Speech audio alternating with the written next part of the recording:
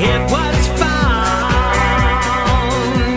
Sugar never tasted sweeter on my lips. My heart is now intact, and I can find no rest. This is love, yeah, love. Never known true love before.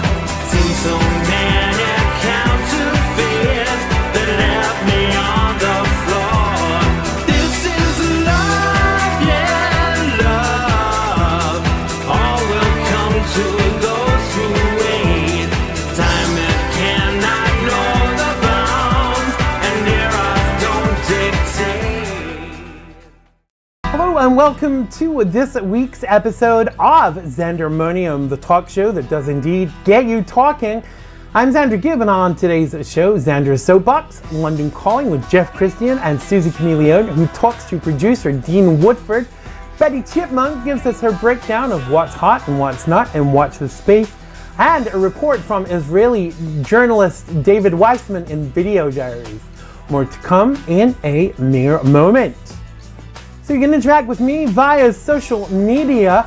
You can tweet me. My Twitter handle is at Xander Gibb, XanderGibb, capital X, capital G. Make sure you follow and keep up to date with what's going on with the show and a plethora of mindful information. And now it's time for Xander's Soapbox.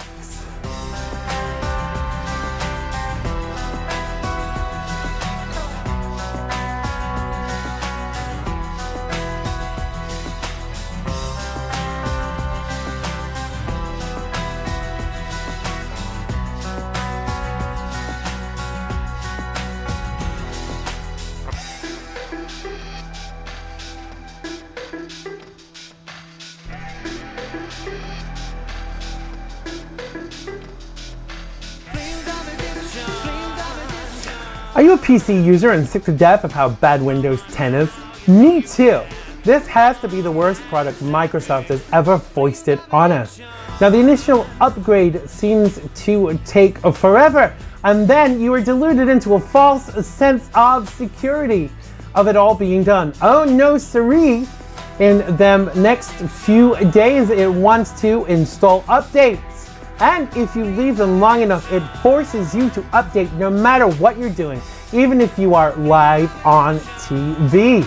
So all of that coupled with the fact that it has sentient properties, yes, I said sentient, i.e. it changes things based upon what it presumes that you want and need. Just change it back, Xander, I hear you say. Well, one would think that it would be that simple. However, it still decides to change things back to what it thinks that they should be. Now, this really is the beginning of the Borg or Terminator. Take heed, people. So as I journey through healthy eating, I've become more and more aware of the fact that every other ad on TV is about food. How are we to concentrate on eating healthy when we are constantly being bombarded? It's a real dichotomy because junk food is so cheap and healthy food is so expensive. Now, as we literally have to pay more to eat, well, the healthier food should be cheaper, even subsidized. We wouldn't have the level of epidemic with obesity that we have in this country, and far less money would be needed to be spent on healthcare. Now, that clearly wouldn't do because we all know that the government is in bed with the insurance companies. There, I said it. And finally, Tyler Perry has sold his $17.5 million mansion in Atlanta, making it the highest paid price ever for a private home in the Georgia city. The Teenage Mutant Ninja Turtles Out of the Shadow star was reported to say, "I know this sounds ridiculous, but I wanted more land, so I bought more land out of the city." Make studio apartments seem that much smaller now, right? That's it for Soapbox. If you would like to get on your soapbox, you can send your videos of no longer than 5 minutes on any subject you please, no profanity, via Xandergibb.com/contact. That's Xandergibb.com/contact. And now it's time for a London Calling.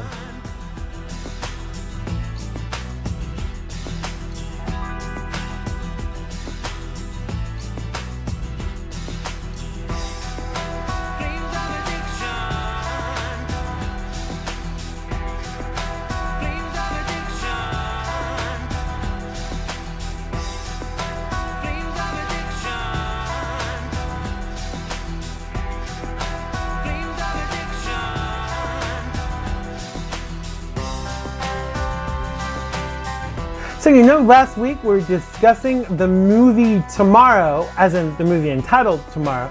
On this week's London Calling, Kristian sends our Soozi to chat with filmmaker Dean Woodford. Let's check it out. Hello America, London Calling.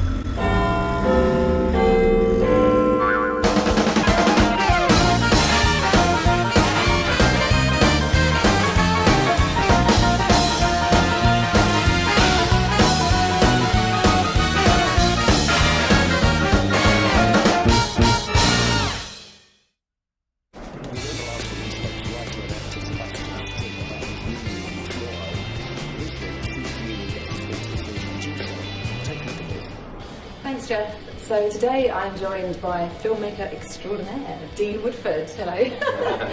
Sorry, I'm a bit cheesy. Yeah, so I can go don't be bashful. cool burst. That's cool, don't worry, yeah. Well, thank you so much for being here with us today. Let's start with discussing your upcoming film Tomorrow, which is a drama that focuses on the psychological effects of war. Can you tell us what inspired you to get involved in telling this story? I met Sebastian Street and Stuart Brennan. They had seen a film I'd previously worked on, The Interesting Weekend on as producers. They gave me a script Tomorrow, and I had read through, and at first I was a little bit off because it's about war and stuff, and you've got to be careful how we portray war, because we're invading these countries and whatever, but anyway, it's good into politics. But so I read it, and it was really intriguing, because when I read it, it was much more, it's so character driven, and it's more the psychological dealings of how these guys come back from that. There's no politics in it. I mean, we work with helper heroes and stuff like that on the film, just to make sure we've got everything right, because the guys finally injured, travels. We want to make sure everything was accurate. Yeah. But when I read it, it was just really cool, just reading. When you start off in this industry, you get a lot of horror films and gangster films. It seems to be the thing around London. So to get a drama, a solid drama about something which is meaningful And current as well. Yeah, coming out of Afghanistan, and everyone has their views on what we should be doing, what we shouldn't. Thanks to your award-winning short, Praying for the Angels, a very notable man is on the production team for Tomorrow, Martin Scorsese. Yeah. So how does it feel to be recognised by someone of such status? Do you feel like you've learned quite a lot from this process as well? Oh yeah, that is incredible. Because I made the short film, and that done well, and then I made a feature film off basically I was at college studying film, and I halfway through it just thought, why am I studying, why am I not making it? So I just went out, and I knew how, it just makes sense to me. I don't know why. As soon as you feel equipped with... Yeah, somehow it all kind of makes sense. So yeah, we went and made this film, and I met Martha, who's the director of previously at film festivals, and I just showed her this film, and she loved it, thought it was great, and then the guy's seen it, and then it kind of went on from then. Then I got this script, and I showed it to Martha, and said, "Like, direct," and then we all went. She said how I'd get in the big cheap roles. She'd been a script supervisor with Scorsese for quite a long time, so there was a connection there. So I thought, well, why don't we just ask? Well, Don't ask. We were in the same position we were anyway. And lo and behold, he read it, loved it, and said, "Come to New York." And we were just like blown away. Yeah, man, it was insane. Yeah, it was a really crazy time. Then we sat in his living room discussing the film, I was with Sebastian Street and Stuart Brennan. Yeah, man, I just sat in the living room, I had this pet corgi on my lap, and talking about films and stuff, man. It's really cool. And he hadn't just put his name to it, he had read the script and gave notes, and he had all these crew and casting people who would get involved, and to sit there, it was so surreal. Let's talk about your birthmark, your pork wine stain birthmark. That it's got to be noted that you've taken something which was once contributed to low levels of confidence but it's now a unique feature that you choose to embrace. Yeah. You're even a supporter of the Birthmark support group. And what advice can you give to anyone who's in a similar situation to you? Yeah, it was. Do you know what it was? It was really weird going into the film industry and you're surrounded by, you know, what society says are beautiful people. You know, it's what you see on film magazine.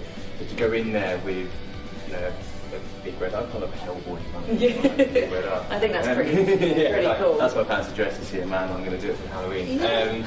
So yeah, to go into that was really scary. But then I realised it's the moment. So when I started out doing films, I'd go around to film festivals. And I do see things like They tell all. Yeah, so you go to film festivals and then find out who's won, and then you go on the IMDb and find out who's part of the crew. You just say you want to recruit, get into the IMDb and then get me. So I used to do that, and then, you know, the thing is when you make a film industry, there's thousands of us doing it now. I mean, there's literally thousands, and everyone's handing over their film and doing this. I hand over a film and I've got the big red hands, and it just kind of like, I remember Stuart was just like, came away from the film festival and instantly he wanted that just stuck. And then I started realising what it was, and this is, you know, I've got tattoos, I've got this. Everyone wants to be unique, from having piercings to tattoos, wearing alternative clothing, whatever.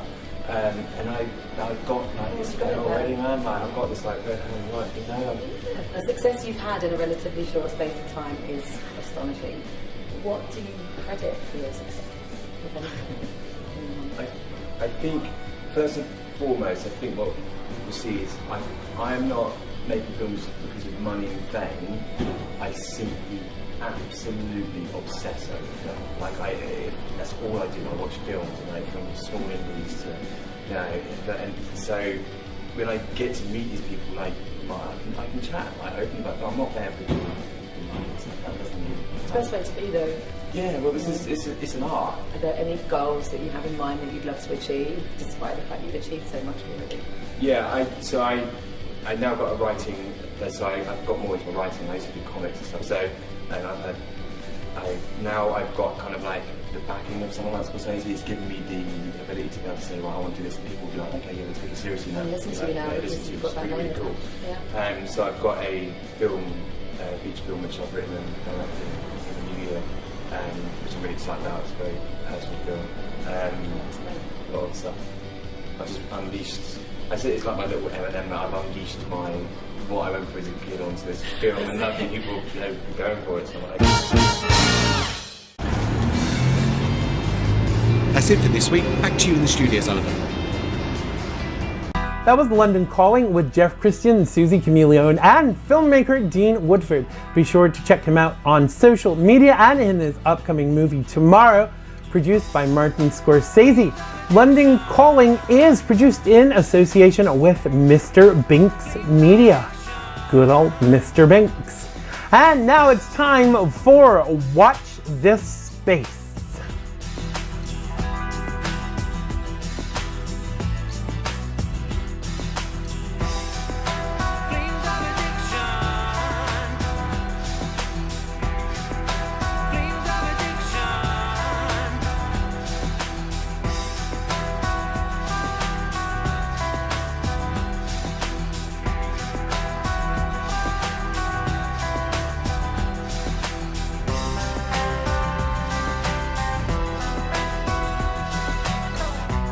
So Hollywood reporter Betty Chipmonk loves all things celeb, and here she is to break down what's hot and what's not.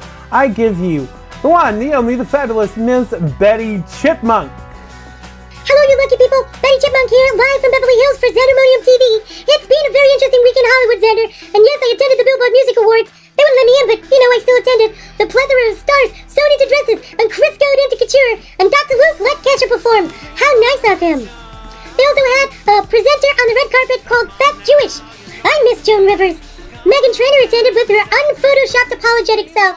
I know, you lie, girl, because your lips are moving. Madonna was booed and hissed for, well, not being Prince or not being dead while singing one of his tracks as a tribute. Shame on you people. Leave Madge alone. I think that was a Chris Crocker moment there. Keeping up with the Kardashians goes from one extreme to another. Lamar Odom is now back from the grave and struggling not to call Caitlyn Bruce or dude, and Courtney is still estranged from Scott Dishit. If you're watching, Scott, I am available for a date and would make a lovely couple with you. we could get Justin Bieber to babysit. That would be fine and dandy. So Rob is dating Black China, who is his sister's boyfriend, Tiger's ex, who is now pregnant. I'm just getting so crazy with all of this. It's nice to see America's first family recycling. Bless! So the new Star Trek movie Beyond will be out very soon. And as a Trekkie myself, I can't wait to see it. All of the old faces will be there. Zachary Quinto, Chris Pine, Zoe Saldana, and Xander Gibb. Wait, Xander Gibb? Surely not. Oh, silly me, that's Shuri Agash Deshulu. Must get my eyes tested. Sorry, Zan fans. I'm just a little pointed that yet again, Whoopi Goldberg stars won't be in there as Guinan. Oh no, it's not good. That coupled with my need for some the technology in Star Trek, like a transporter, a replicator. Oh, a girl can dream, can't she? I also have to quell a rumor that has been brought to my attention that I, Betty Chipmonk, is going to be the co-host on Live with Kelly Ripa. Not true! They did ask me, but I'm contractually obligated to Xandermonium for the next year. Plus, Xander has so much dirt on me, it just wouldn't be worth the hassle. Moving swiftly on! So I will, however, be doing a cameo performance in Law & Order Special Victims in a few weeks, so keep your eyes open! That's all for me now. So Xander, it is back to you in the studio! Thanks to Betty Chipmonk for her personal perspective on Hollywood today. Star Trek indeed. I'm saving myself for Days of Our Lives. So if you're watching, cast me. Israeli-American journalist David Weissman recently took a trip to Temple Mount to talk about the injustice there. Let's check it out.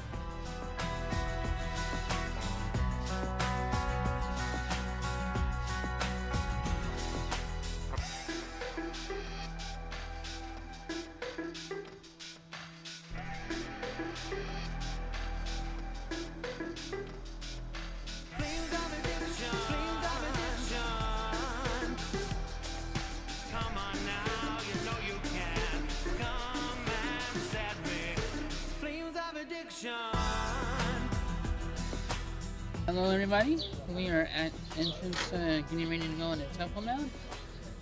Here with my wife, daughter, And get the other beautiful daughter. the other daughter over there, and here is Elisha. God bless you. And what was her name, ma'am? Rivka. And Brian. How you doing? So we're ready to ascend into Temple Mount. Kristian. We're going to continue.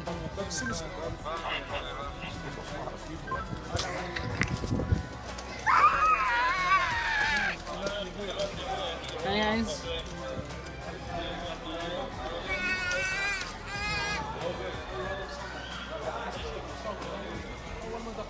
Test be mindful, keep eyes open. So, basically, one of the things that I learned, by the way, while I was up here, 1 second, for thousands of years, the Jewish people have been here and wanted to be here, and have been focused being here for a long time. Over here, where this is, we're basically on the, we are on the western side. Basically, the temple will be facing like this way. The entrance will be on the western side. We will go to the people facing south. Walking heading to the west. Facing this way, and praying that way, and everybody will be like that. And that is basically the Ohio Plateau, the place where the And here it's sitting in Temple Mount. Wow. Probably because of the theaters. I You'll notice that, God forbid, if you even like stop, they'll make you push you along. Even they would touch my arm that fast to keep it moving. Video was showing that it was more free. Like I could just walk around without. We already noticed that we have like one security guard per like each one of us. Yeah. You know how it has to be like this. It's not right. We should be for the status quo. We should feel We free should not have to security. roam I'll around. take a It's the take a law. picture also right over here. Okay. Take a picture right here. See all the security as Jews. So we have security all around us, making sure that we're safe. Okay, let's take a picture. Alright. Alright. You want to go take a picture of all of us? That was Video Diaries. Thanks to David Weissman. If you would like to send us your video diaries about any subject, please send MP4s no longer than 5 minutes, no profanity, via Xandergibb.com/contact. That's Xandergibb.com/contact. So that's it for today's Xandermonium. Don't forget to join my mailing list at Xandergibb.com and follow us on social media. Thanks to Jeff, Kristian, Soozi, Chameleone, and Dean Woodford. Be sure to look out for his upcoming movie entitled Tomorrow, produced by Martin Scorsese. Thanks to Betty Chipmonk and David Weissman, and of course Claude and everyone that worked on today's show. And most of all, thanks to you for watching. Stay cool out there, and we'll see you next week on Xandermonium. I love you all. I really do. Bye-bye. Love, it has been good to me this time around. Things they were bound to change when it was found. Sugar never tasted sweeter on my lips. My heart is now intact and I can find no ribs. This is love, yeah, love. Never know.